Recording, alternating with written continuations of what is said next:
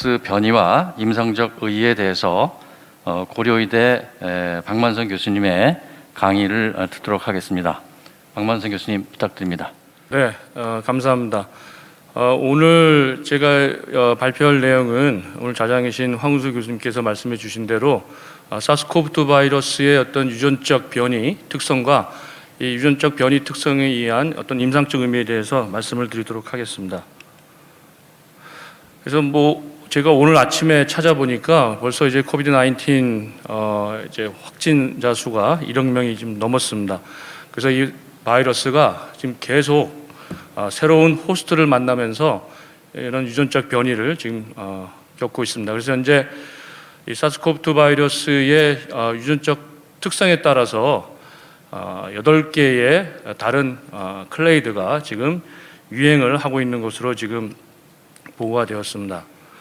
그래서 이 사스코브2 바이러스는 인플루엔자 바이러스와 마찬가지로 RNA 바이러스여서 이 유전체가 복제되는 과정 속에서 이 유전체에 변이가 많이 발생을 하고 이 변이로 인해서 새로운 변종 바이러스가 나타나고 있습니다. 그래서 이 사스코브2 바이러스는 하나의 싱글 스트랜디드 RNA 절편으로 되어 있는 바이러스인데 이 유전체가 복제를 해 나가는 과정 속에서 변이들은 ORF1에 의해서 지금 변이가 많이 보고되고 있는데 이런 변이들은 나타나고 있습니다. 그래서 이런 유전체 변이주, 유전자 변이주는 나타나고 있는데 실질적으로 이런 유전체 변이로 인해서 이 바이러스의 특성이 변했을 경우 우리가 우려하는 일들이 발생하고 있습니다. 그래서 이 바이러스의 어떤 성장 특성에 관여하는 그런 유전적 변이가 나타났을 경우에는 임상적인 어떤 중증도에 영향을 줄 수 있고, 그 다음에 그런 스파이크 프로틴, 수용체를 인지하는 그런 단백질의 유전체 변이가 나타났을 경우 항원성의 변화가 나타날 수 있습니다. 그래서 이 항원성이라는 것은 지금 저희가 이제 백신 접종을 이제 곧 시작할 텐데 그 백신의 유효성에 굉장히 큰 영향을 미칠 수 있습니다. 그래서 이 유전자 변이가 이런 항원성의 변이를 미칠 것이냐, 아니면 또 전파력에도 영향을 미칠 것이냐. 그래서 이런 바이러스의 생물학적인 특성에 중요한 영향을 미치는 어떤 유전적 변이를 갖고 있을 경우 우리가 또 이제 사스코브2의 새로운 변종 바이러스가 출현했다라고 지금 얘기를 하고 있습니다. 그래서 저희가 이제 지스AD에 보고된 이 사스코브2의 전장 유전체 시퀀스를 토대로 분자 계통학적 그 분석을 이제 해보면 현재 ORF1AB 그 복제에 관여하는 그 유전자 부위하고 그 다음에 항원성에 관여하는 스파이크 프로틴에서 많은 그런 변이가 나타나고 있습니다.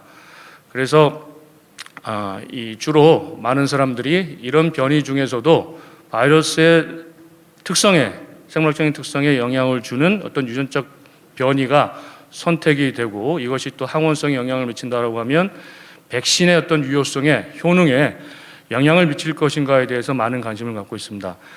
그래서 이런 그 다양한 변이가 나타나고 있지만 이 바이러스의 생물학적인 특성에 영향을 미치는 그런 유전적 변이들에 대해서 좀 말씀을 드리도록 하겠습니다. 그래서 지금까지 보고된 그런 생물학적인 특성에 영향을 미치는 유전적 변이들은 지금 스파이크 프로틴에 주로 많이 집중되어 있습니다. 주로 이제 이 스파이크 프로틴의 유전적 변이에 대해서 연구도 많이 되어 왔습니다. 그래서 이 가장 먼저 이제 614번째의 변이가 새로운 G 클레이드의 형성을 유발시켰습니다. 그 이후에 이 스파이크 프로틴의 어떤 기능에 영향을 미치는 그 부위에 변이가 나타났을 경우 또 그 바이러스가 전파력이 굉장히 높아졌다. 임상적인 증상이 중증도가 좀 높아진 것 같다라는 좀 그런 보고들이 있었습니다. 그래서 D614G 변이는 저희 작년 초에 굉장히 관심을 많이 갖고 이제 지켜봤던 이제 변이였습니다. 그래서 이 변이를 갖고 있는 바이러스가 점점점 이제 유행을 하면서 처음 이제 우한에서 시작되었던 그 바이러스의 어떤 유행을 밀어내고 현재는 이 바이러스가 더 많이 이제 유행하는 이제 그런 경우가 지금 나타나고 있습니다.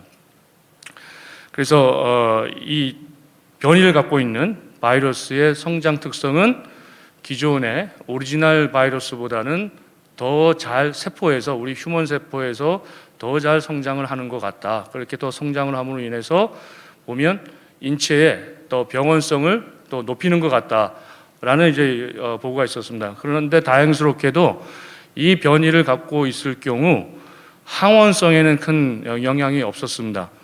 그래서 이 모노클로널 안티바디, 항체 치료제 개발하는 이런 회사들이나 이런 분들이 굉장히 이제 안심을 했었던 거죠.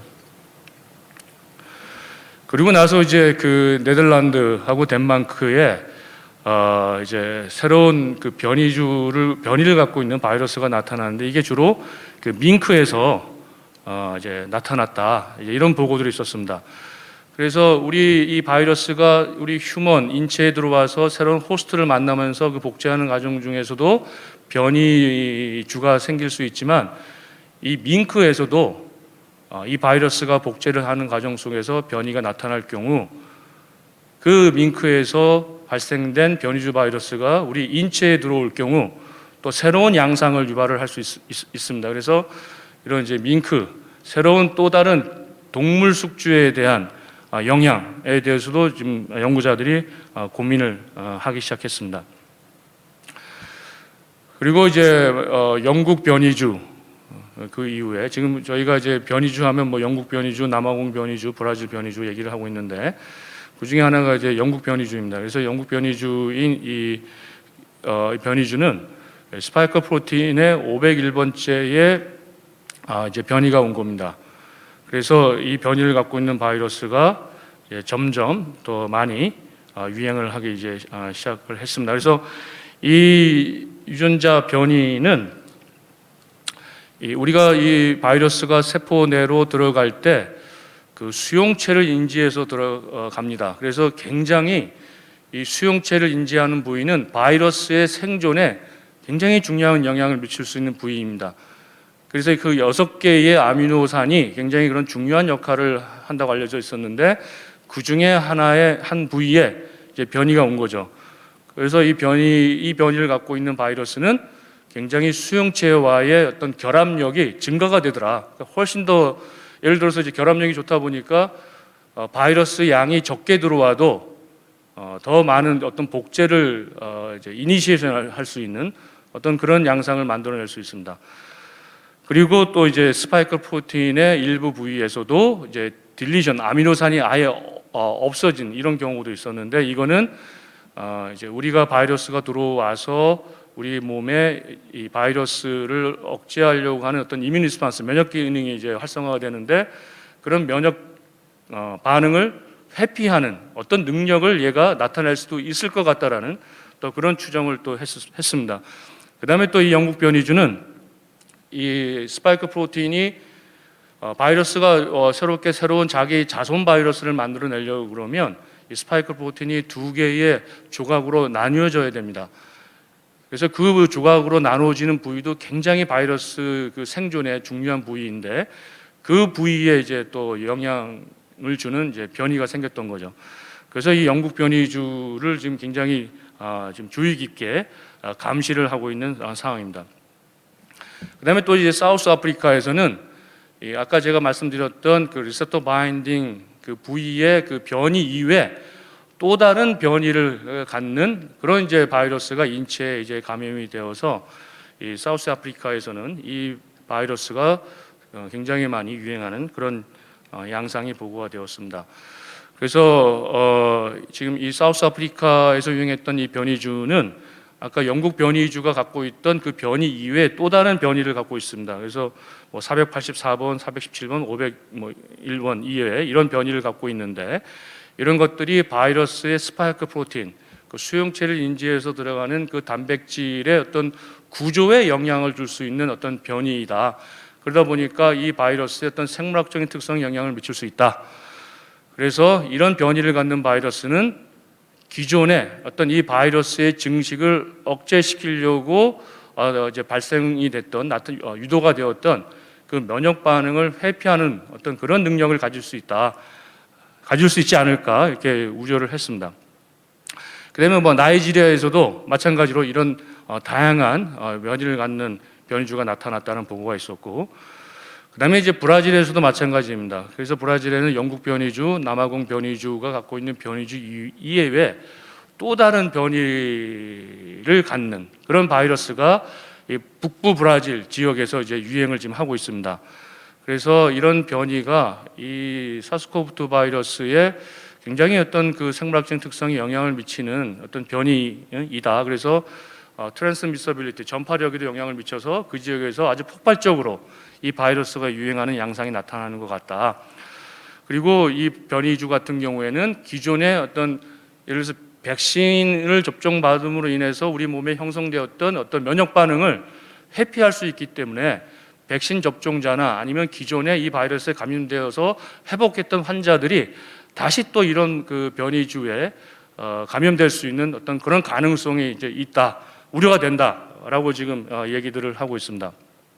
그래서 이제 이런 우려를 이제 하고 있고, 이제 과학자들이 그런 우려에 대한 이제 질문에 대한 이제 답을 구하는 작업들을 이제 시작을 했습니다. 그래서 아직까지 많은 보고는 이루어지지 않았는데, 현재까지 이제 보고된, 최근에 이제 보고된 이제 그런 보고 이제 보면 모더나나 파이자 바이오엔테크의 그 mRNA 백신 같은 경우에는 이제 이 백신을 맞고 나서 접종된 사람의 그런 항체들이 이 뭐 이제 바이러스 스파이크 프로틴에 반응을 하더라라는 이제 보고들이 있었고요. 근데 이제 그 특정 어떤 뮤테이션을 갖고 있는 그런 바이러스인 경우에는 그 항체의 어떤 반응성이 좀 원래의 와일드 타입 오리지널보다는 한 10배에서 그 이상 그 항체의 능력이 좀 감소가 되는 것 같다라는 그런 이제 보고가 있었습니다. 그래서 이제 뭐 이런 뮤테이션이 이런 백신 접종 후에 그 백신의 어떤 유효성을 떨어뜨릴 가능성이 있다. 그래서 이런 새로운 어떤 변이주에 대한 감시를 뭐 철저히 해야 되겠다라는 이제 그런 얘기들이 나오고 있습니다. 그다음에 이제 또 다른 이제 그룹은 그 이제 mRNA 백신, 그 BNT, 이 경우에도 영국 변이주에 대한 이제 그 반응성을 봤는데, 이 경우 영국 변이주는 크게 영향은 없는 것 같다. 그래서 영국 변이주에 대해서는 어떤 그런 항체들이 반응을 잘 하더라. 기존의 오리지널 바이러스와 이 변이주의 어떤 그 항체의 반응성은 크게 다르지 않더라. 그래서 크게 우려할 사항은 아니다라는 또 그런 보고도 있었습니다. 그다음에 이제 그